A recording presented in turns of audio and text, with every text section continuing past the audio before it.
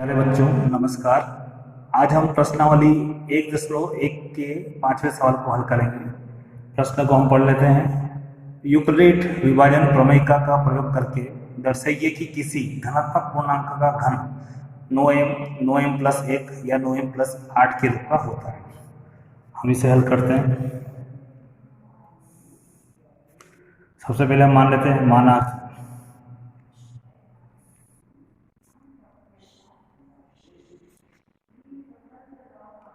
धनात्मक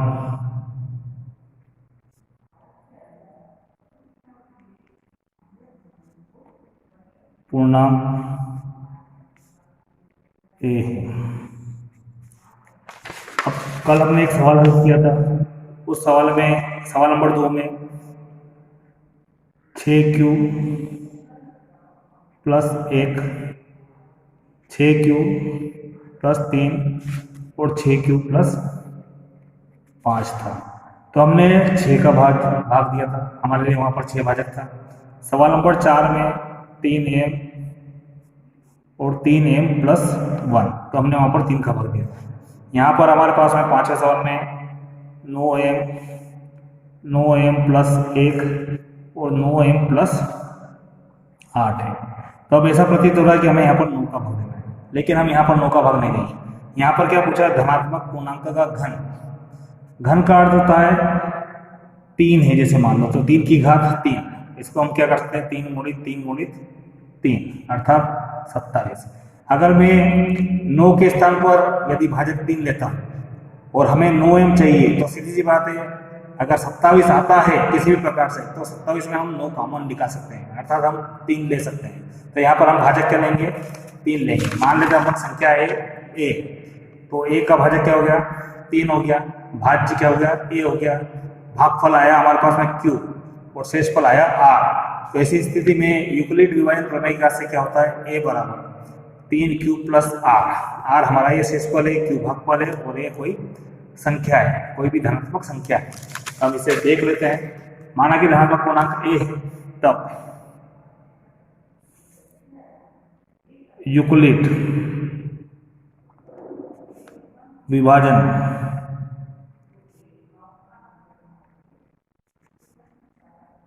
प्रमेयिका से क्या हो जाएगा? a बराबर 3q प्लस r। अब यहाँ पर r के संभावित मान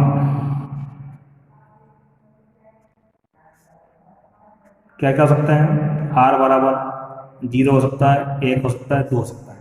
3 नहीं हो सकता है क्योंकि 3 हमारा भाजक है, इसलिए भाजक से बड़ी संख्या है, भाजक के बराबर शेषफल नहीं आ सकता है। ये गणित के नियम में भी हम समझ चुके हैं। तो सबसे पहली जो स्थिति है, स्थिति 1 के अनुसार यदि r बराबर क्या ले लें? 0, तो यहाँ पर क्या हो जाएगा? r बराबर यदि 0 लिया तो यह क्या हो जाएगा? a बराबर, तब a बराबर 3q प्लस 0। अब इसे हल करें तो क्या आ जाएगा? a बराबर हमारे पास आ गया 3q, लेकिन हमको a बराबर 3q नहीं लिखना है।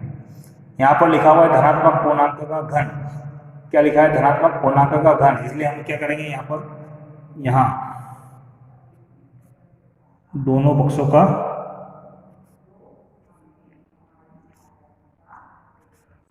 घन करने पर,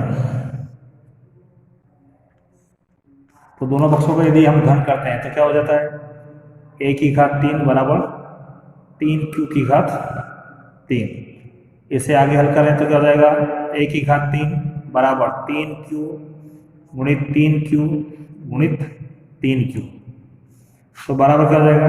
27q की घात 3।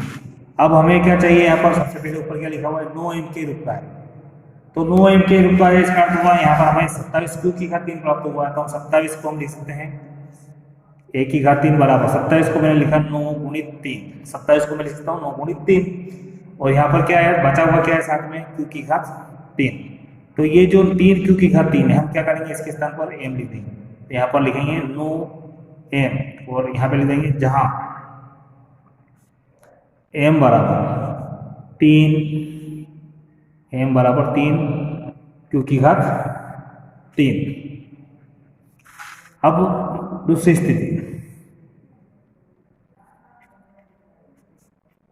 स्थिति में यदि हम ले लें r बराबर 0 के स्थान पर आगे क्या ले रहे हैं, यहाँ पर सबसे पहले क्या लिया था अपन ने, 0 लिया था, अब क्या लेना है, 1 लेना है। तो r बराबर 1, तब क्या होगा, a बराबर 3q प्लस 1।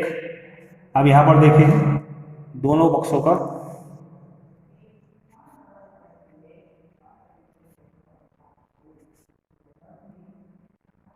घन करने का, जैसा कि पिछली कक्षा में आप पढ़ चुके हैं, एक सर्वसमीका a प्लस बी का होल क्यूब बराबर a की घात 3 प्लस b की घात 3 plus 3ab a plus b।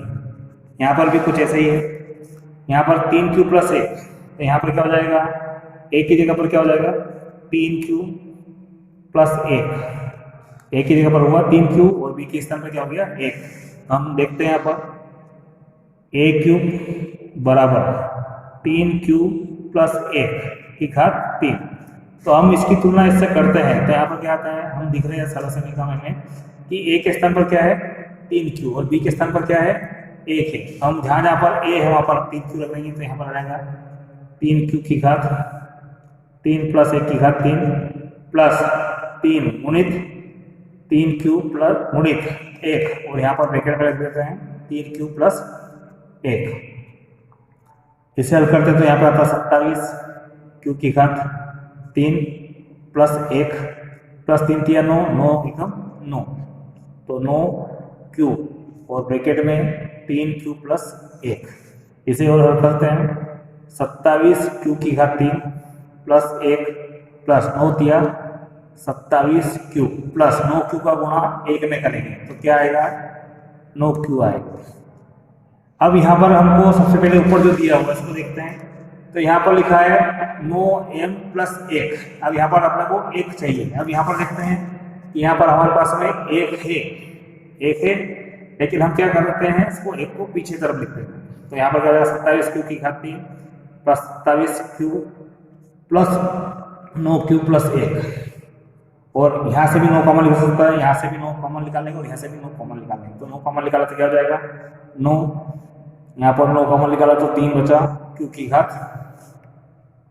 3 plus यहाँ पर 9 कॉमन निकाला तो 3q बचा, और यहाँ पर 9 कॉमन निकाला तो केवल q बचा और प्लस 1। तो ये चीज हम यहाँ पर लिख देते हैं 9 3q प्लस 3q की घात 3 है, 3q प्लस यहाँ पर क्या बचेगा q प्लस 1। अगली स्थिति में क्या हो जाएगा a की घात 3 बराबर 9m, इस पूरे के जगह पर हम क्या लिख देंगे m लिख देंगे, तो 9m प्लस 1 और फिर बाद में लिख देंगे जहाँ m बराबर 3q की घात 3 प्लस 3q प्लस q। अब स्थिति तीसरी देखते हैं,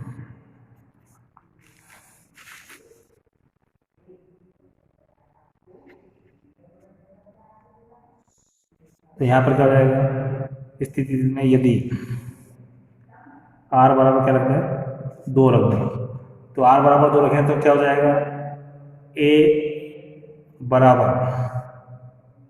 3q प्लस 2, दोनों पक्षों का वर्ग कर देते हैं जैसे पिछले किया था, दोनों पक्षों का वर्ग नहीं घन कर देगा, क्योंकि घन दिया हुआ है। तो यहाँ पर घन करते हैं तो क्या हो जाता है a की घात 3, इस वाले पक्ष का घन किया तो a की घात 3 बराबर, अब 3q प्लस 2 का भी हम सबको हल करना पड़ेगा। अब इसे हल करते हैं तो क्या रहता है a की घात 3 बराबर, अब यहाँ पर वापस से वही सर्वसमीका लग रही है, तो यहाँ पर क्या हो जाएगा, 1 का क्यूब मतलब 3 क्यूब का क्यूब प्लस 2 का क्यूब मतलब 2 की घात 3 प्लस 3, ए की जगह पर क्या जाएगा 3 क्यूब, बी की जगह पर क्या जाएगा प्लस 2 गुणित 2 और फिर ब्रैकेट के अंदर ए प्लस बी अर्थात 3 क्यूब प्लस 2।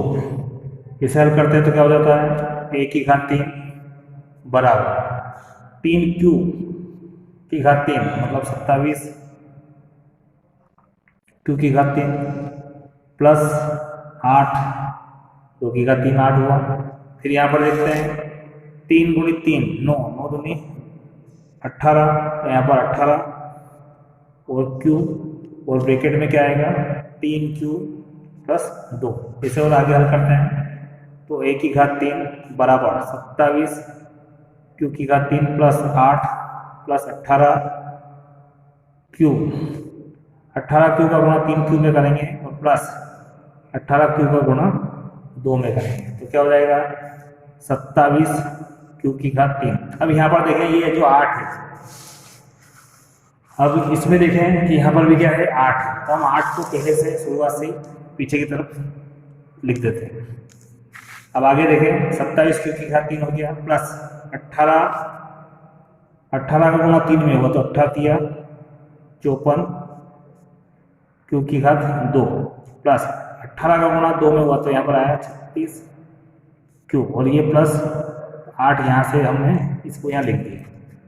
आगे चले तो हमें किस रूप में चाहिए इसे देखते हैं, तो यहाँ पे क्या चाहिए 9m प्लस 8 चाहिए, तो 8 तो हमारे पास आ गया लेकिन 9 नहीं आया और m नहीं आया, तो यहाँ पर देखते हैं कि यहाँ से 9 कॉमन निकाला जा सकता है, यहाँ से 9 कॉमन निकाला जा सकता है, यहाँ से 9 कॉमन निकाला जा सकता है, तो हमने 9 कॉमन निकाला तो यहाँ पर क्या बचा 9 3 27 तो 3 क्यू की घात 3, 9 6 54 तो यहाँ पर आएगा 6 क्यू की घात 2 और 9 चौक 36 तो यहाँ पर आएगा 4 क्यू प्लस 8।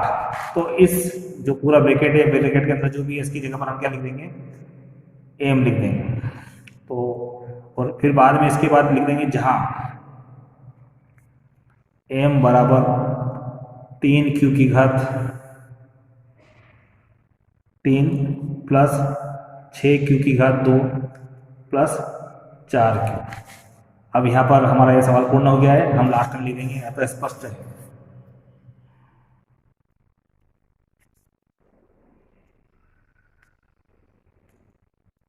कि क्या स्पष्ट हुआ धनात्मक पूर्णांक का घन